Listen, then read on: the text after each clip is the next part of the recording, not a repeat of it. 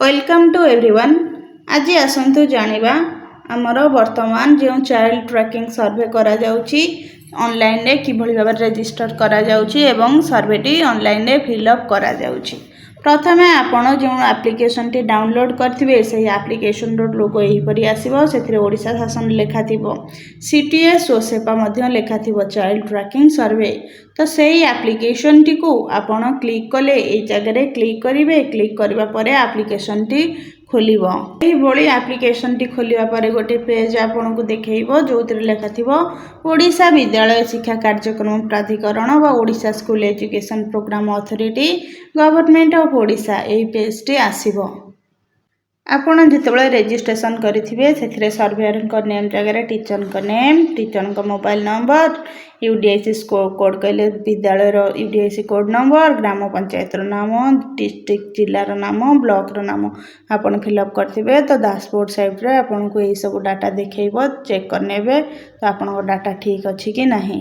तो से डैशबोर्ड रे आपन यही सब डाटा देखी सारा पर देखिए ये गोटे टेक ए सर्वे लिखा जाइए। अर्थात वर्तमान सर्वे आरंभ करंतु ये जगह टेक ए सर्वे को आपन क्लिक करेंगे।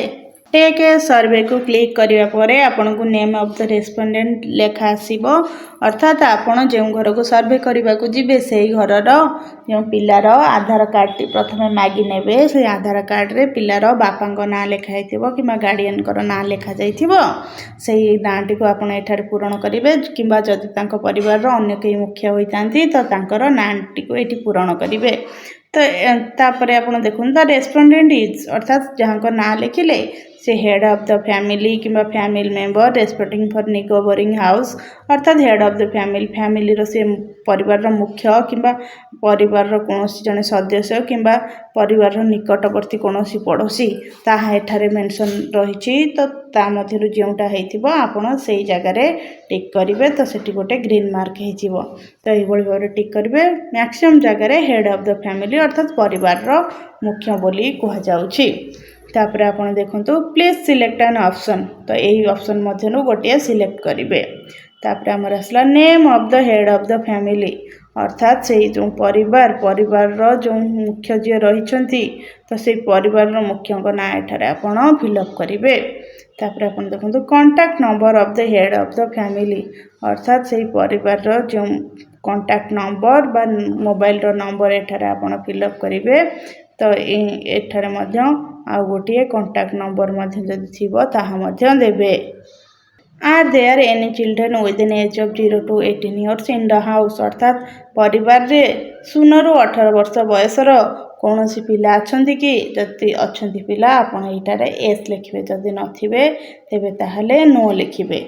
तापर हम देखिबा बर्तन नंबर ऑफ चिल्ड्रेन अर्थात गोटे परिवार रे जदि केतोटी पिला अछंती तो पिला मानकर आपण गोटी गोटी करी अलगा फॉर्म करिवे नै। जदि गोटे परिवार रे 2 जण किबा 3 जण पिला अछंती तो सेठारे जेतोटी पिला थिबे गोटे पिला 2टी पिला किबा 3टी पिला जहा थिबे तो सेही जगह रे आपण टिक करिवे। जदि गोटे पिला थिबे गोटे जगह रे टिक करिवे, 2टी पिला थिबे 2टी जगह रे टिक करिवे। तो एमती करबा द्वारा कोन हबो ना आपनकर जो गोटे परिवार रे 2टी पिला रहउचंती तांकर सर्वे पई 2टी सर्वे फॉर्म फिलअप करबा को पड़िबो नै। गोटे सर्वे रे प्रथम पिला एवं द्वितीय पिला रो डिटेल्स दिया जिवो। गोटे घरर मुख्यक ना रहिबो जनकर एवं गोटे नंबर मध्य रहिबो। नंबर ऑफ चिल्ड्रेन जहाँ भी मध्य थिबो सिलेक्ट करिया परे आपण एठार सबमिट ऊपर क्लिक करिवे। सबमिट ऊपर क्लिक करिया परे आपण को एज ऑफ द चाइल्ड एठार देखाइबो। तो ये जो आरो मार्क देछि ता ऊपर क्लिक कले 0 ରୁ 18 वर्ष पर्यंत नंबर देखेइबो। तो ता मध्यरु पिल्लार बयस जेतिके हेतिबो 2 वर्ष किबा 3 वर्ष जहाँ थिबो सेटा आपण टिक करिवे। नेम ऑफ द चाइल्ड अर्थात पिलार आधार देखि पिलार नाम जहाँ थिबो तार नाम टी एठारे पूरण करिवे। डेट ऑफ बर्थ एठारे देखंतु जो डेट ऑफ बर्थ रे आपण को फर्स्ट डेट मंथ ईयर लिखुछि किंतु जेतेबेले ए जगह आपण क्लिक करिवे आपण को प्रथमे मंथ लिखिबा पड़िबो। तो प्रथमे मंथ लिखिबे तापरे डेट लिखिबे तापरे ईयर लिखिबे। जेंडर पुओ किंबा झियो जहाँ होइतिबो से जगह रे आपण क्लिक करिवे। इज आधार अवेलेबल जदि तार पिलार आधार अछि एस जदि नथिबो तेबे तार नो जगह रे आपण क्लिक करिवे। एस क्लिक करिबा परे ऑप्शन आसीबो आपण आधार नंबर देबे।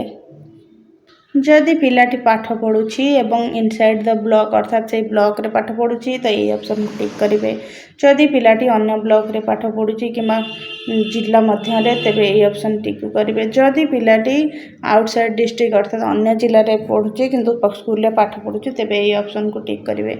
यहीपरि भाव में जदि पिलाटी 10वीं परीक्षा 2025 मसीह देइछि किंबा द्वादश परीक्षा +2 परीक्षा 2025 मसीह देइछि तो ये सब ऑप्शन टिक करेंगे। आउ जदि पिलाटी नो ड्रॉप आउट जदि पिलाटी ड्रॉप आउट हो जाइछि यही ऑप्शन टी को आपण टिक करेंगे। विशेष भाव में राज्य सरकार आमर ड्रॉप आउट समस्या को दूर करने यही सर्वेटी विशेष उपयोगी।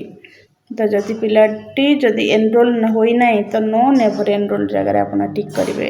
तापर एठार देखो नेम ऑफ द स्कूल अर्थात एठार पिला क्यों स्कूल पाठ पढ़ी स्कूल ना लिखे। करेन्ट क्लास जगह आप जगह टिक करदे 1 ରୁ 12 पर्यंत आसीज पिलाटी जो क्लास रे पाठ पढ़ुव से क्लास टी को आप सिलेक्ट करेंगे। नेम ऑफ द चाइल्ड अर्थात पिलाटीर ना एठारे आप पूरण करेंगे।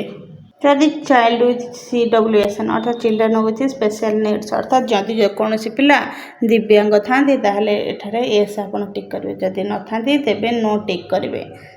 तापर आम देखा जनरल इनफॉरमेशन साधारण तथ्य रिलीजियन अर्थात पिलाटी क्यों धर्मर अंतर्गत सिलेक्ट रिलीजियन आर मार्क आप टिक करने हिंदू ख्रीस्टियन विभिन्न जीक रिलीजियन रही आम भारत में सबगुड़िक आसो आप जहाँ टिक करेंगे तो सहीटा ये ऑप्शन आसीज। Do you belong to schedule caste or schedule tribe अर्थात पिलाटी जदि कौन अनुसूचित जाति कि जनजाति संप्रदाय होता है तेज एठार जदि SC होता है शेड्यूल कास्ट ये जगह आप टिक करेंगे। जदि ST होता है तो ये जगह आप टिक करेंगे। तो तापर please select an option mother tongue dialect अर्थात पिलाटीर मातृभाषा कौन बा क्यों भाषा से कथा कहूँ सेटा आप फिलअप करेंगे। तो यही आर मार्क को क्लिक करने पर आपन को ओडिया इंग्लिश हिंदी बंगला भारत में जीक भाषा अच्छी सब भाषा देखो तो पिलाटी जो भाषा कथबार्ता कर भाषाटी को आप टिक करेंगे। तो तापर सर्वशेष ये जो आप रही सबमिट बटन टाक आप क्लिक करदेला आप पिलाटीर डाटा संपूर्ण भाव में सेव हो बस सर्वेटी आपणकर कंप्लीट हो।